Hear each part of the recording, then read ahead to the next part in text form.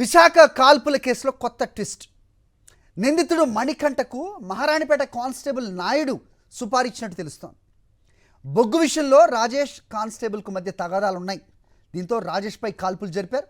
కాల్పుల్లో రాజేష్ తీవ్రంగా గాయపడగా కేజీహెచ్కు తరలించారు.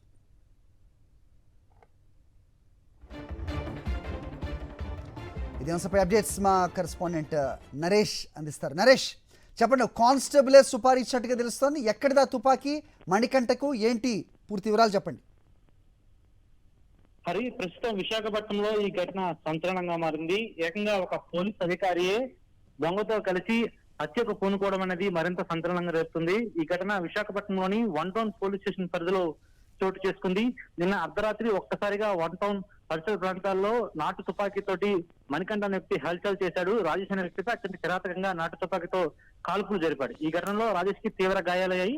వెంటనే ఎవరైతే రాజేష్ ఉన్నాడో రాజేష్ ని స్థానిక కేజెస్ ఆసుపత్రికి తరలించారు. ప్రస్తుతం కేజెస్ ఆసుపత్రిలో చికిత్స పొందుతున్నాడు.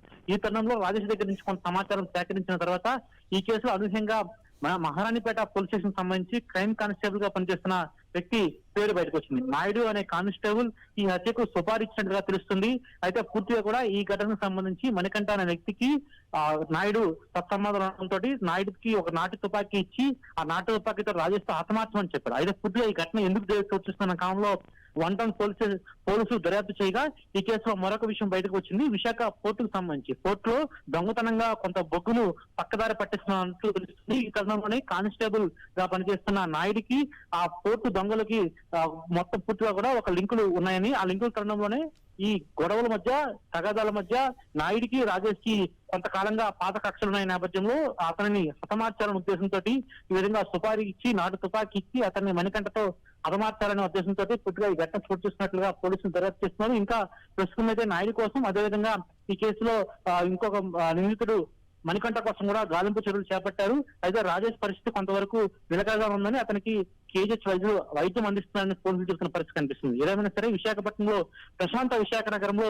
ఈ విధంగా ఒక్కసారిగా ఉలిక్కిపడడం, అదేవిధంగా గన్ కల్చర్ అనేది విశాఖపట్నంలో రావడం, మరోవైపు ఈ కేసులో ఏకంగా ఏదైతే కానిస్టేబుల్ ఒక ప్రధాన పాత్ర పోషించడం, అదేవిధంగా దొంగలతో కలిసి దొంగతనం పాల్పడమే కాకుండా ఏకంగా హత్యలకు పూనుకోవడం అనేది మరింత సంచలనం చేస్తున్న. ఎలా బయటకు వచ్చింది కానిస్టేబుల్ పేరు నరేష్? పూర్తిగా అయితే రాజేష్ దగ్గర నుంచి కొంత సమాచారాన్ని వన్ టౌన్ పోలీసులు సేకరించారు హరి. అయితే రాజేష్ ని అసలు ఎందుకు మణికంఠ నిన్ను హతమార్చడం పనంలో దర్యాప్తు చేశారు. ఎందుకంటే అంతవరకు ఏదైతే నాటు తుపాకీ కాల్పులు జరిపినప్పటికీ కూడా పొట్ట భాగంలో అతను గాయాలయ్యి వెంటనే కేజెస్ ఆసుపత్రి తరలించడంతో కేజెస్ ఆసుపత్రిలో వన్ టౌన్ పోలీసులు నేరుగా చేరుకుని దర్యాప్తు ప్రారంభించి ఆ దర్యాప్తులో ఈ విషయం వెల్లడైంది హరి. All right.